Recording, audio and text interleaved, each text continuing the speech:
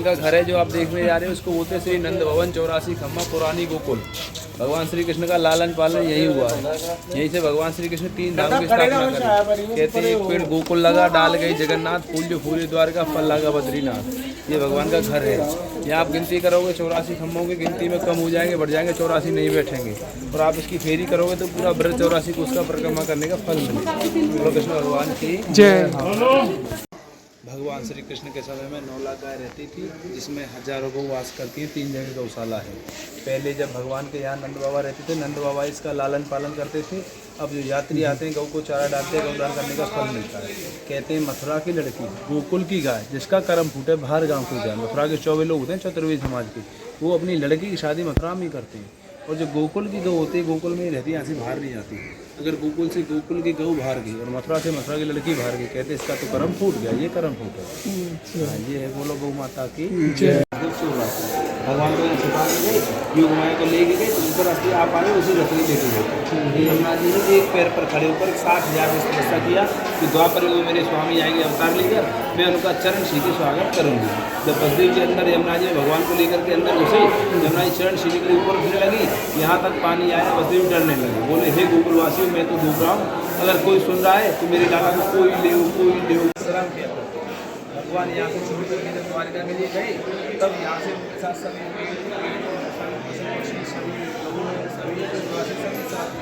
पेड़ के प्रभु आप जा रहे हो, गोकुलवासी भी जा रहे हैं, मुझे यहाँ पे छोड़ के जा रहे हैं, मुझे भी ले चलो। तो भगवान ने कहा फूलों और इसमें कार्तिक महीने में 5 कलर का फूल आता है।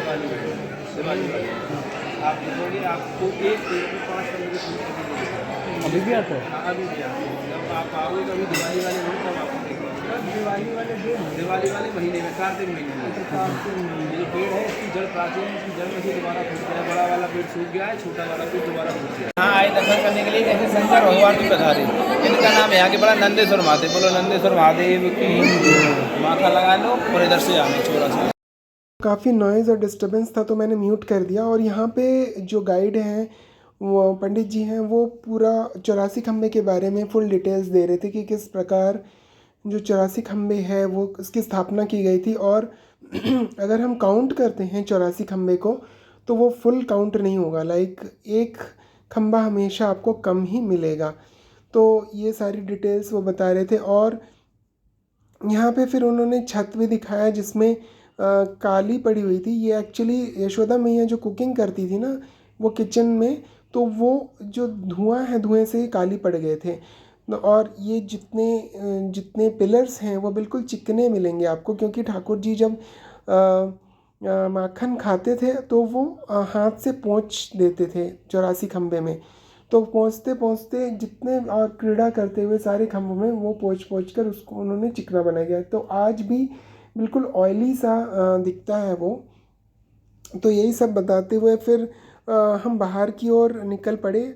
और फुल डिटेल्स वो दे रहे थे कि किस प्रकार से, काफ़ी अच्छे डिस्क्रिप्शन उन्होंने दी। तो वो कह रहे थे कि मैं मतलब लगभग दिन में 30 to 40 लोगों को कवर कर लेता हूँ। और भगवान की इतनी बड़ी जो सेवा है वो लोगों को बताना उनके माध्यम से, वो बहुत अच्छी बात है। तो यहाँ पे एक शिव मंदिर था, वहाँ पे हमने थोड़ा सा जल चढ़ाया।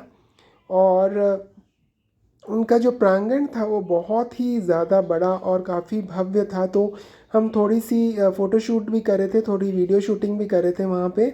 और यमुना महारानी कहना तो नहीं चाहिए, बट लोगों ने इतना ज़्यादा पॉल्यूट कर दिया है कि मुझे कभी कभी बहुत दुख होता है। हमें जो हमारी धरोहर है यमुना महारानी, उन्हें बिल्कुल साफ़ और स्वच्छ रखने में हमें मदद करनी चाहिए। लेकिन लोग आते हैं, गंदगी फैलाते हैं, और हमारी ये रिस्पॉन्सिबिलिटी है कि हम उसे साफ़ और सुथरा बना कर रखें। तो ये सब करते करते मैं एक वीडियो शूट पूरी एरिया का ले रहा था।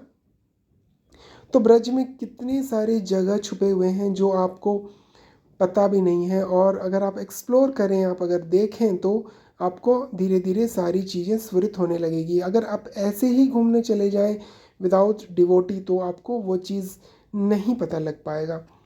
तो और लेकिन अगर आप डिवोटी के साथ जाते हैं, भक्त के साथ जाते हैं, सही चेतना के साथ जाते हैं, तो आप उसको एक्सप्लोर कर सकते हैं रियल सेंस में। तो ऐसे करते करते फिर हम रमन रेती पहुंच चुके थे। रमन रेती में एक्चुअली कहा जाता है कि भगवान कृष्ण और बलराम दोनों कुश्ती किया करते थे, और यहाँ पर जो भगवान के चरण हैं वो कोने कोने में उनका चरण पड़ा हुआ है, मतलब उनका एहसास है।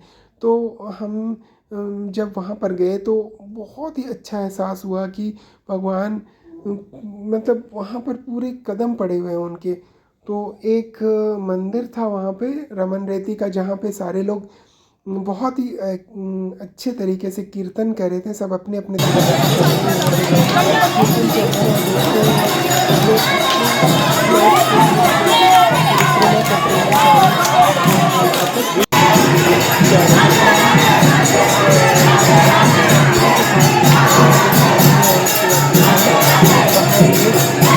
चले गए।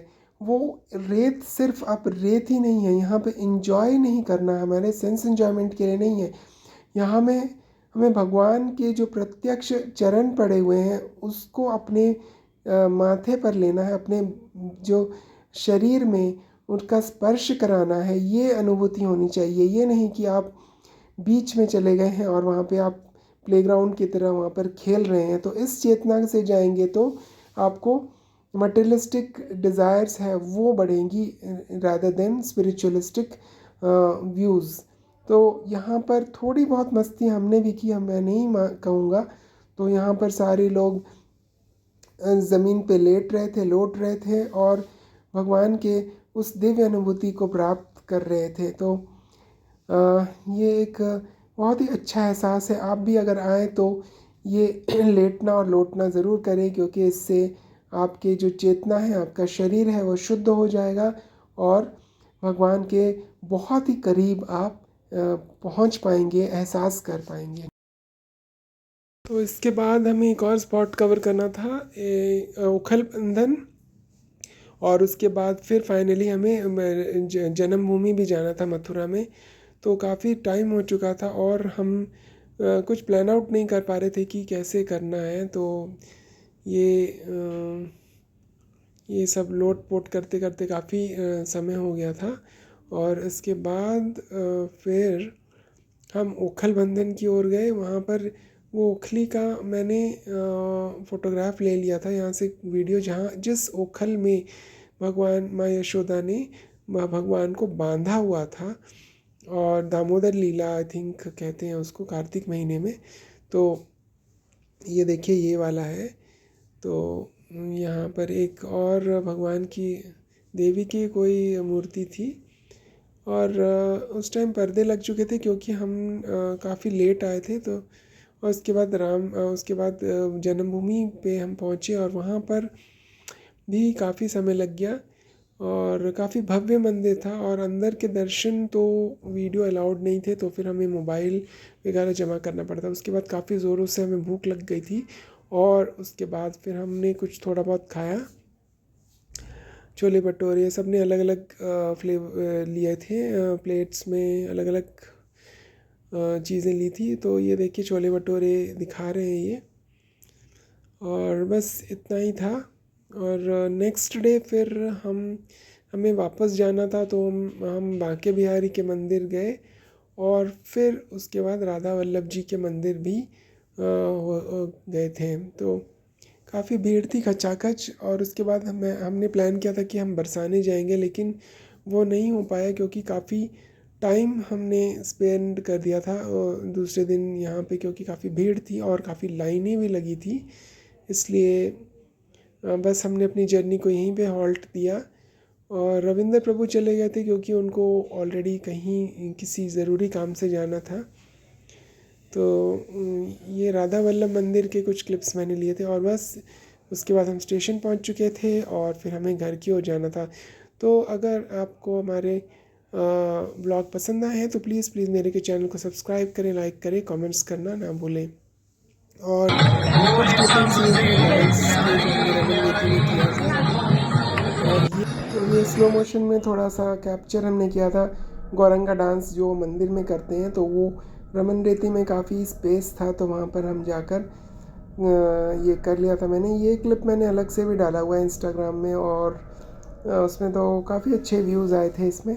तो मुझे पर्सनली ये डांस बहुत ज़्यादा पसंद है। तो मंदिर में सुबह जब मंगला आरती होती है, तो जब भी किसी फेस्टिवल में हम ज़रूर ये वाला डांस करते हैं। तो उसके बाद कुछ क्लिपिंग्स और भी मैंने डाले हैं, जिसमें हमने रेत में जो क्रीड़ा किया था वो एक्चुअली वो अलाउड नहीं था, लेकिन फिर भी हमने थोड़ा बहुत मस्ती कर ली थी। तो ये देखिए, ये रविंद्र प्रभु के ऊपर शुभम प्रभु डाल रहे हैं, और ये मेरे ऊपर ये सारे एक दूसरे को खेल रहे हैं। तो ये तो बस इस बार के लिए बस इतना ही। ये क्लिपिंग्स मुझे एडिट करते करते काफ़ी टाइम हो गया है, और आप भी मेरे चैनल को सब्सक्राइब करें, लाइक करें, कमेंट्स करना ना भूलें। और लास्ट में एक क्लिप और डाल रहा हूँ जो मेरे ऊपर रमन रेती में रेत डाल रहे थे और उसको स्लो मोशन में कैप्चर कर रहे थे। हरे कृष्णा, हरि बोल, गौरंगा।